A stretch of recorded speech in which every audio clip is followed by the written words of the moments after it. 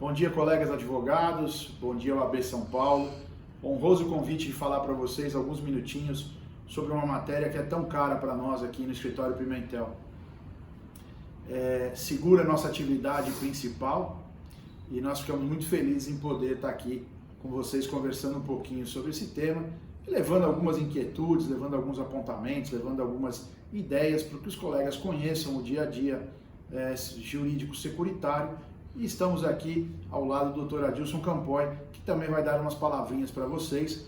E ele começa com o tema de agravação de risco, um instituto muito conhecido, pouco estudado na matéria securitária, e depois eu volto para falar um pouquinho de denunciação da lide e o contrato de seguro. Adilson, contigo. Ok. É um prazer, uma honra estar aqui a convite da OAB São Paulo. É uma matéria, o que eu pretendo dizer, agravação de risco, e eu pretendo falar sobre agravação de risco na esfera das decisões últimas do STJ sobre o tema. E isso mudou muito recentemente. As decisões do STJ se alteraram significativamente de uns tempos recentes para cá. E é sobre isso que eu gostaria de falar um pouco para todos. Veja, a agravação de risco ela está prevista no artigo 768 do Código Civil, que diz que o segurado perderá o direito à garantia se agravar intencionalmente o risco objeto do contrato.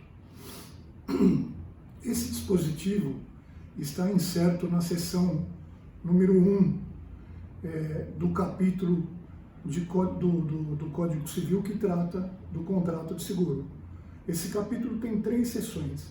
A primeira, disposições gerais, que é onde está inserido o artigo 768, a qual eu me referi agora, e as outras duas tratam de seguro de dano e de seguro de pessoas. Pois bem, durante muito tempo, o STJ teve um entendimento consolidado de que, para que o segurado perdesse o direito à garantia em razão de agravação de risco, era necessária a prova de que a agravação foi a causa do sinistro.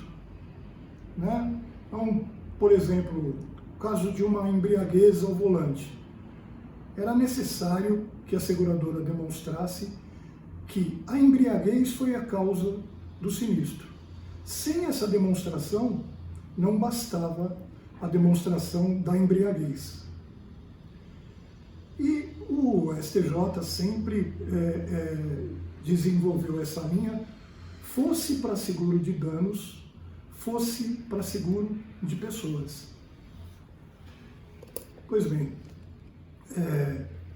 de uns tempos para cá, o STJ passou a compreender que, no exemplo da embriaguez que eu dei, o STJ começou a compreender, por algumas de suas turmas, que, feita a prova de que o segurado estava dirigindo em estado de embriaguez, isso levaria à perda do direito à garantia, a menos que o segurado demonstrasse que uma outra causa, que não a embriaguez, determinou a ocorrência do sinistro. Então veja, por esse entendimento mais moderno, o ônus da prova aí se inverteu. As seguradoras agora bastava a prova de que o segurado conduzia o veículo em estado de embriaguez. E ele ou os seus beneficiários, que deveriam fazer a prova de que a embriaguez em nada se relacionou com a ocorrência do sinistro. Pois bem, Só que logo em seguida começaram decisões a respeito de não estender essa compreensão a seguros de pessoas, né? Então, o STJ emitiu, inclusive, uma súmula que diz o seguinte: a embriaguez do segurado não exime a seguradora do pagamento de indenização prevista em contrato de seguro devida. Bem, embora eu considere mal redigida essa súmula, o que ela está dizendo é que esse tipo de agravação de risco não se aplica a seguro de vida. A construção dessa súmula, ela se deu com base num acórdão que faz referência, inclusive, a uma carta circular da SUSEP, carta circular de número 8, que proíbe que as seguradoras tenham em suas apólices cláusulas que excluam da garantia sinistros acontecidos quando o segurado estivesse em estado de embriaguez. Eu considero que isso causa perplexidade em quem se dedica a estudar o assunto. Primeiro porque, como eu disse, o artigo 768 se aplica tanto a seguro de dano quanto a seguro de pessoas. Porque, repetindo, ele está na seção denominada Disposições Gerais, que alcançam, portanto, os seguros tratados pelas duas seções subsequentes, o de dano e o de pessoa. Segundo que eu não consigo ou tenho dificuldade em compreender por que essa distinção. Veja, quando se quer determinar a perda do direito do segurado, quando ele está dirigindo, por exemplo, em estado de embriaguez, o que se pretende é desestimular esse ato. O que se pretende é proteger a sociedade. A gente modernamente vive numa situação de risco, de perigo.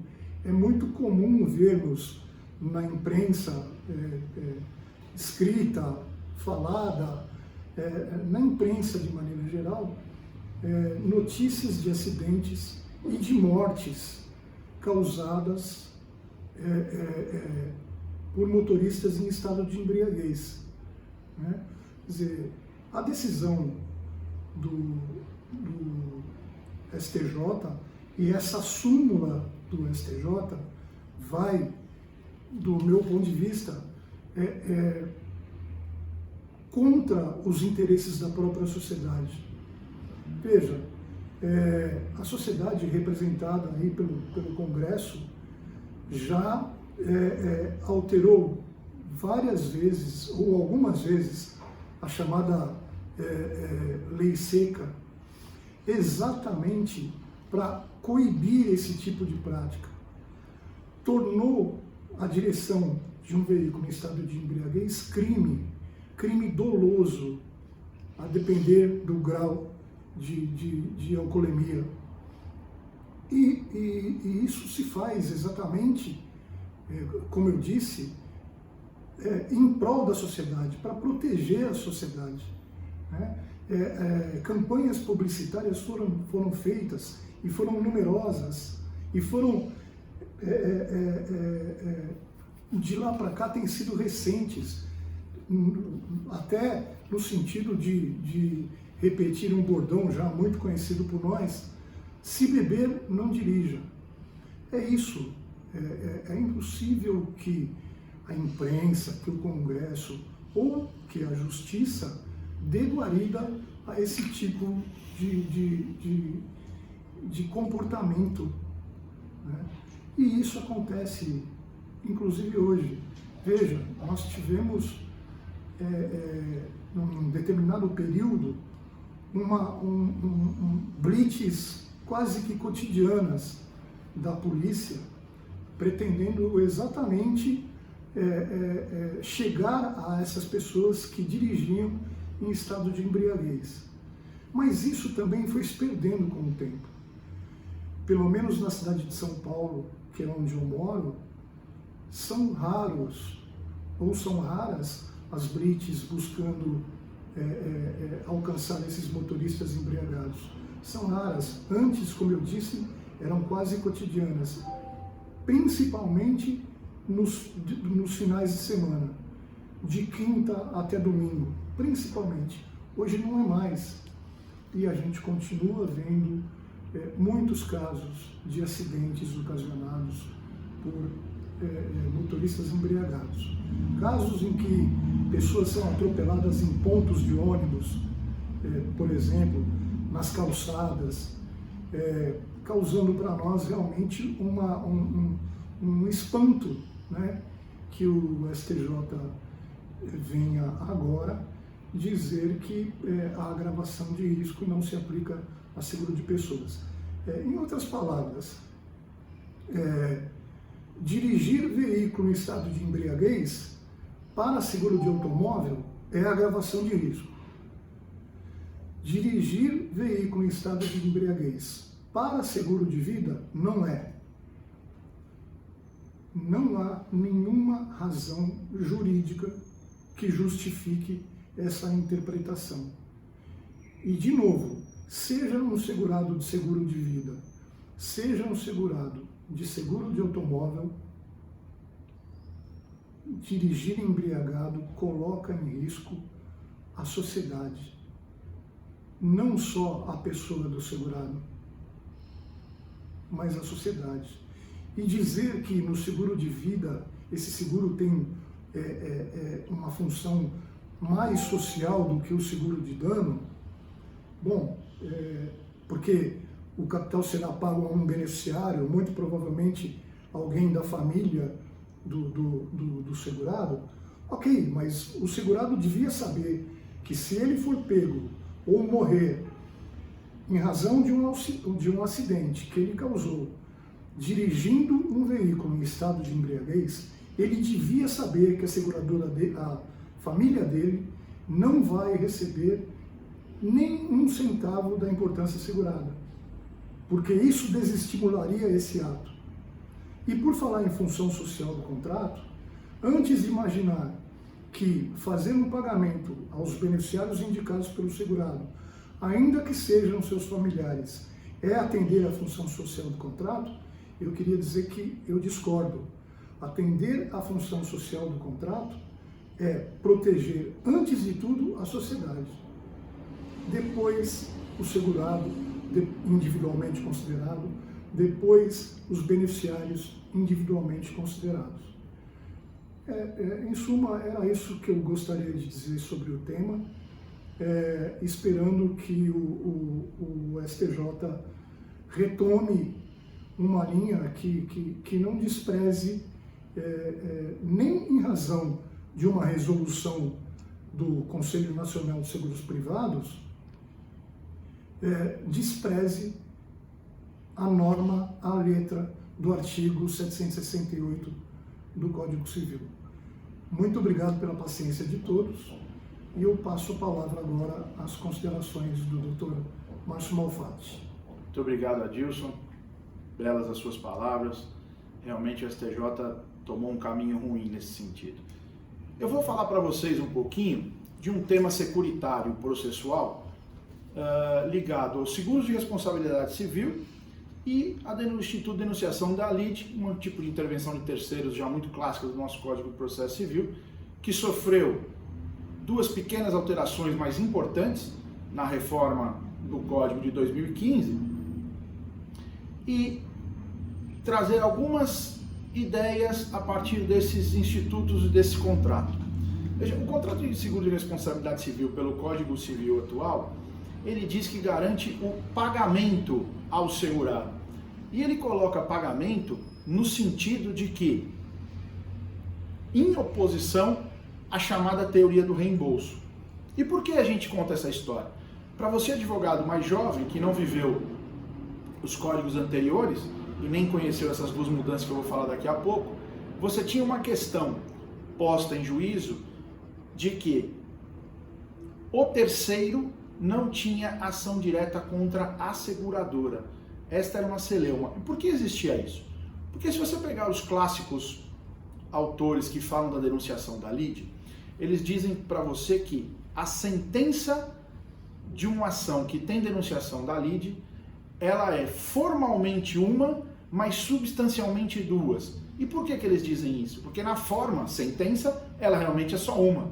Mas, no seu conteúdo, ela define uma lide primária, formada pelo terceiro ou pelos representantes do terceiro, em face de um segurado, causador do dano, portanto é ato ilícito na primeira relação, na relação chamada primária, e entre segurado e segurador, denunciado e denunciante da lide secundária. Então o magistrado ali resolve duas lides. Isso também traz economia processual e traz também a impossibilidade de decisões contraditórias. Muito bem. O que aconteceu antigamente, nos anos 80, 90? O segurado perdia uma demanda, era procedente, portanto, a demanda do terceiro, e o terceiro teria que promover, em face desse segurado, o que se chamava então execução, o que hoje se chama cumprimento de sentença, para buscar nessa execução de título judicial o bem da vida, o dinheiro, a indenização a que ele era devido.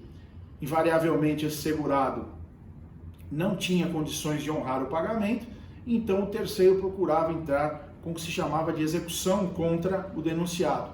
E o denunciado dizia: não há título executivo judicial contra mim, somente contra o segurado, exceção de pré-executividade.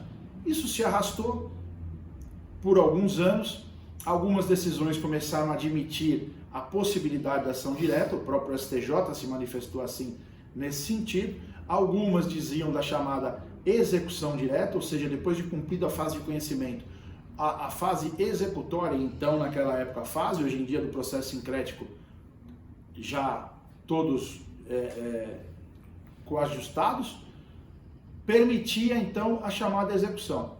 Mas havia sempre a resistência para dizer que não podia cumprir diretamente, não havia título. Do ponto de vista processual, correto. Do ponto de vista de função social do contrato, um desastre.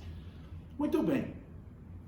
Levada essa situação ao judiciário, nós vamos ter recentemente, 2014, 2015, julgamento do STJ no sentido de admitir a ação direta do segurado em face, a ação direta do terceiro em face do segurado e da seguradora, se ambos estiverem em litisconsorte. Diretamente, apenas, tão somente contra a seguradora, o próprio entendimento do STJ afastou essa hipótese. E logo em seguida, com a entrada do Código de Processo Civil novo, vem essas duas novidades. Uma delas, justamente tratando do que a gente pode chamar de cumprimento de sentença direto do autor contra o réu denunciado. Leia-se, terceiro contra a seguradora. Então o artigo diz que caberá ao exequente, caberá ao credor escolher com quem ele vai cumprir o seu julgado. Portanto, ele pode, ele credor, ele autor, ele terceiro nessa relação, pode escolher ou o segurado ou a seguradora.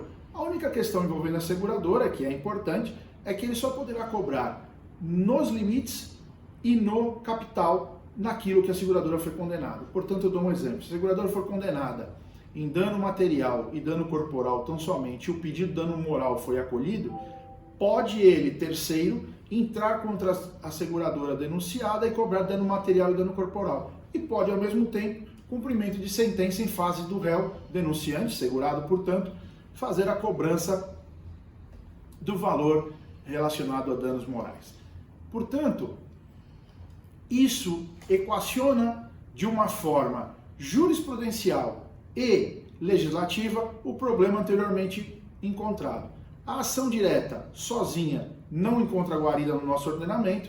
A ação o cumprimento de sentença em face da seguradora cria essa questão do cumprimento direto e afasta a impossibilidade afasta a possibilidade de execução de pré-executividade, porque passa a ter o terceiro, então, contra a seguradora, dentro dos limites e das garantias, título executivo extrajudicial. A outra novidade legislativa é que, ao receber a citação da denunciação, a seguradora que a receber poderá, então, fazer uma única denunciação sucessiva. E por que isso? Tem que voltar na história novamente. Denunciava-se a primeira seguradora seguradora se manifestar denunciava mais co-seguradores, mais resseguradores, que são forma de pulverização de risco, e cada um deles ia denunciando o próximo que aquele negócio pudesse ter. Sabemos nós que uma das causas principais da reforma era a questão da celeridade e efetividade da justiça. Cada vez que sai uma citação dessa, cada vez que é uma manifestação nos autos, cada vez que movimenta o cartório, nós temos um imbróglio, as coisas não andam, as coisas demoram. Portanto, uma das situações foi essa de eliminar a chamada denunciação sucessiva. Ela é possível uma única vez. Portanto, a seguradora que receber a citação de seu segurado poderá denunciar mais uma vez, e tão somente uma vez, aqueles que ele tem por contrato para denunciação. Portanto, pode ser ou seu co-segurador, ou seu ressegurador, ou ambos se houver, dependendo do tipo de negócio. Mas é um único ato que permite a denunciação sucessiva. Essas foram as ideias legislativas trazidas e também as jurisprudenciais, e eu queria trazer 2 pontinhos rápidos para os amigos aqui. Acabei de dizer para vocês que na denunciação cabe ao magistrado definir se a lide secundária é procedente ou improcedente. Regra, se a lide primária for procedente, ele tem que examinar a secundária, podendo ser procedente, parcialmente procedente ou improcedente. No entanto, se a lide primária for improcedente, não há julgamento da lide secundária, ela também será improcedente por consequência. Por que isso? Basicamente, a questão de fato da lide primária é condição sine qua non para a secundária. Perceba, estou falando da culpa do segurado. Se o segurado for afastado, a sua culpa decai a questão da lide secundária. Se ele é culpado e passa-se a secundária, precisa-se examinar o que há na defesa da seguradora. Se ela aceitou a denunciação ou se ela rejeitou a denunciação. Aceita a denunciação, o contrato está perfeito, o sinistro foi dentro de vigência, o juiz fará o julgamento do mérito da lide secundária. Rechaçada a denunciação, não aceita a denunciação e a primária for procedente, o juiz também passa a apreciar para dizer se há ou não razão naquele rechaço de denunciação feito pelo segurador. Quais são as implicações práticas disso? Na aceitação, nenhuma. Na rejeição, aí tem que tomar cuidado com 2 coisas. Se você aceita a denunciação, o segurador deve, em sua peça, pedir 2 coisas, no mínimo. Pedir 2 coisas. Afastar a incidência de juros do capital segurado da apólice e afastar a sucumbência.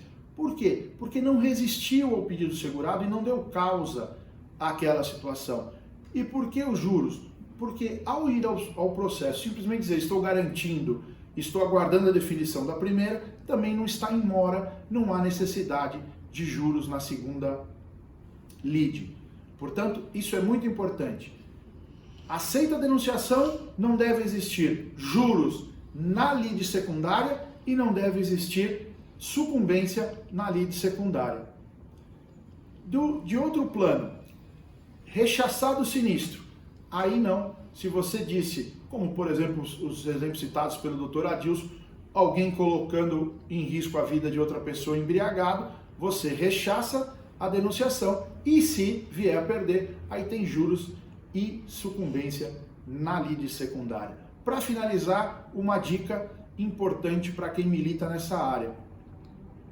Nas decisões em que exista valor de condenação da lide primária superior ao capital segurado, ao limite máximo de indenização, aos valor da sua garantia, deve o advogado da seguradora, se não está na decisão, embargar de declaração em razão do preparo. Explico. O preparo em São Paulo, eu não sei como são nos outros estados, mas em São Paulo, ele leva em conta o percentual da condenação. Ora, se a condenação da seguradora é no limite do seu capital, é no limite da sua garantia, que é inferior à condenação, logo o seu preparo também tem que ser inferior ao da lide primária. Portanto, um embargo de declaração para retirar essa essa omissão da sentença, para que então você recolha o seu preparo corretamente e não tenha nenhum problema recursal. Eram essas as poucas palavras sobre o Instituto da Denunciação, do Seguro de Responsabilidade Civil. Espero que a gente possa ter sido útil. Muito obrigado, OAB, pelo convite. Honrado ficamos e ficamos também por aqui. Um abraço. Até logo.